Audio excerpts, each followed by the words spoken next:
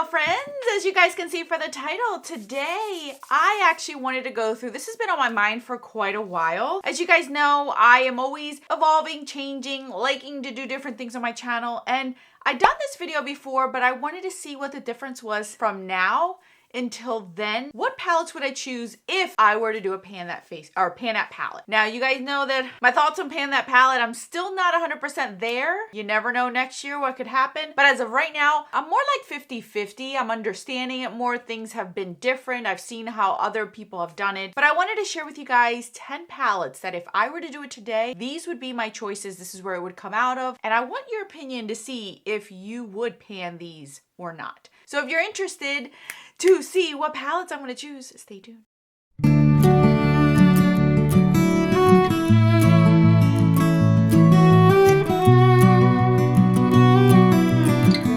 Okay friends, so like I mentioned, this isn't something that's going to happen right away, but I have been twiddling around with this idea every year, and every year I kind of like sucker myself out just because I know that I'm not going to be 100% wanting to pan a palette for a full entire year. I don't think that's fun for me, but I've been tweaking different ideas to see how I can get to this point. So I believe I've done this video one other time, and that video that I did, I had a lot more other palettes, a lot of older palettes, and I had a lot more palettes than I do today. So I was wondering if I were to do this today with the amount of palettes that I have now and the age, would I choose age? Would I choose color stories? Would I choose brands? I don't know. So I pulled out these, and these were just ones that I felt that I wanted to pan if I could, or if I decided to do it. And I'll explain to you guys my reasons behind each one. All right, first and foremost, I would actually still do the Jaclyn Hill Morphe palette. I don't know if this was in the original list, but I would do this solely because, one, it is one of my older palettes. Two, I actually don't mind this color story. I don't feel like this color story would drive me bonkers because I can pull other things in to assist it. I feel like if I were to choose something super colorful, I'd have a problem with it because I don't like to use color every single day. But if I had something like this, I can continue to use it without really having too much trouble because I could pull different things in, and I think that's what would be fun with it. If I were to do a pan that palette, it would be a palette that I can use in conjunction with the rest of my collection. I don't want to neglect the rest of my collection. So this is a palette that would actually do that. This palette does have usage on it. I do have one pan in it, and it was a very difficult pan, I won't lie. It was hard to hit pan on that one. So I could see myself using and enjoying this one.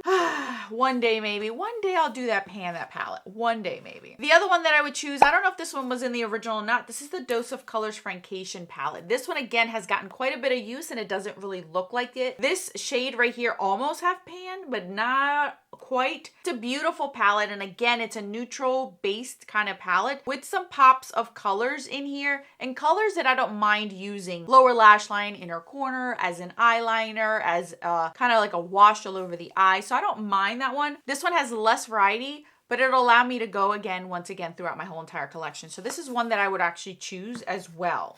Palette. Are you guys shocked that this one's in here? I had mentioned that I wouldn't mind continuing using this palette. I love doing my Project 50 uses because it's allowing me to see what I'm really reaching for, what I would enjoy, even if it's not a full year. Going on at least 3 months of use, that's pretty decent for a palette nowadays with most amount of releases. And with this one, I used it for 50 uses, you guys, and I still wanted to continue to use it. There is nothing wrong with this palette. I still enjoy it. I still love it. And I can see, again, I already know how to work this palette because I've already worked with it in conjunction with other palettes, so I can see the potential. I can see the potential. And this isn't a bad formula to pan as well. Here's another older one. This is the Shade and Light by Kat Von D. At the time, it was Kat Von D, not KVD Beauty. This one, again, it's all matte, so it gives me a lot of versatility around my collection through my singles, my palettes, my cream shadows. I could use this all over the face even if I wanted to, if I really wanted to hone down on it. And I also have a variety of warm, neutral, and cool. So I have it all. I have it all in here. This is a beautiful formula. It's still working perfectly fine from the beginning of time when I got this. So I don't see myself having too hard of a time. Again, I have never panned a palette, nor have I ever worked on an all matte palette like that. So I don't know. I could be eating my words for all I know. Here's my last older palette that I do have in this running. This is the Too Faced Sweet Peach palette. This is one that I definitely want to bring into my 50 uses project this year because it's my oldest Too Faced palette. One, two, I really do enjoy this color story and I can see myself using it, and it is still smelling like peaches. It's a beautiful palette, you guys. They did such a great job with this one. They brought it back, I believe, for a limited time last year. I don't know if they still have it available or not. They may, I don't know. But it is a pretty palette. I do like it, and I could see myself really getting into it and enjoying it. Okay, so the next 5 are a little bit different. Either they're newer or a little bit of a different arrangement. So the first one I would actually be content with panning for a full year is this one. The Danessa Myricks Groundwork palette. This is one that I really have been enjoying lately, you guys. It's so easy. I've spoken about it in my March palettes that I pulled out. It's just such a beautiful palette. I can use this one. It's meant to be used all over the face, so it could be used all over the face and not get bored of it. I really like this palette a lot. So I can see myself panning this one. I don't think it'll be difficult. And even panning this, I believe she sells these singly. I could be wrong, or that's her intent, to be selling these singly, so I can always replace them and not have to buy the full entire palette, which I think is genius all in itself. Like, she's smart to do that because it makes me want to come back. Here's a newer one as well. This is the Charlotte Tilbury Beautyverse palette. This is the only Charlotte Tilbury palette that I do have, and I feel like this formula would be easy to pan, and that's why I would choose it, as well as the color story. The color story isn't that difficult. I still get a little bit of color in here, but it's not excessive amount of color.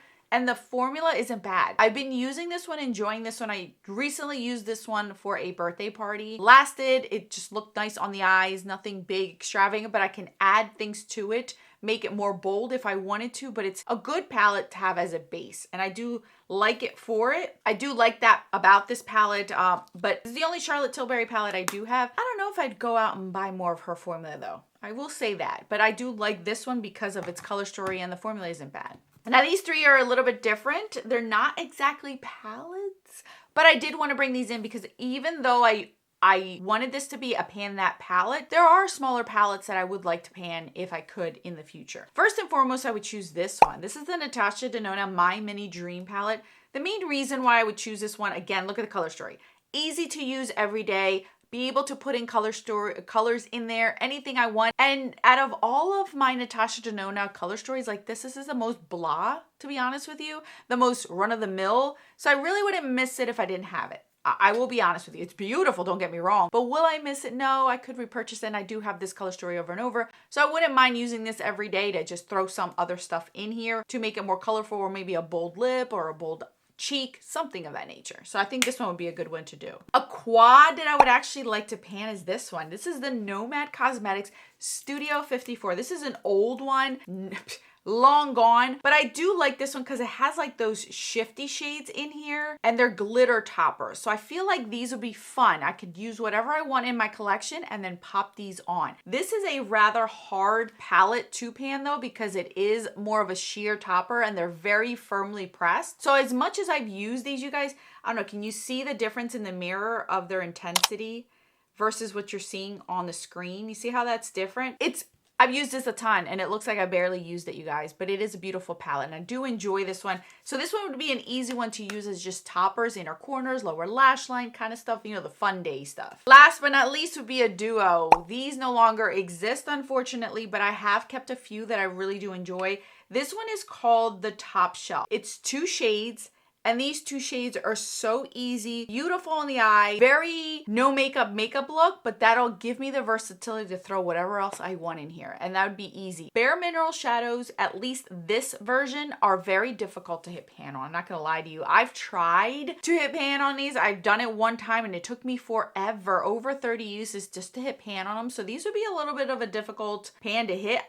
It says it's 2.7 grams, but I do not know if it's both of them 2.7 grams or one. I'm assuming both, but even so, it's still hard. It's very firmly pressed in there, a little bit of kick up coming up. So these would be a little bit harder to hit pan on. And it's just so cute. It's so little.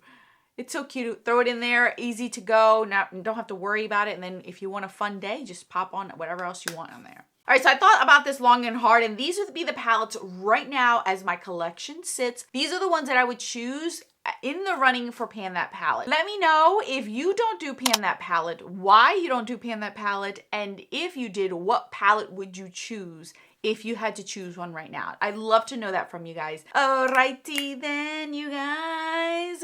Thank you guys so much for watching. More videos. Actually, one video. And then if you want to join my memberships on the screen, it'll be there for you to check out. I will see you guys in either one of those two. Until then,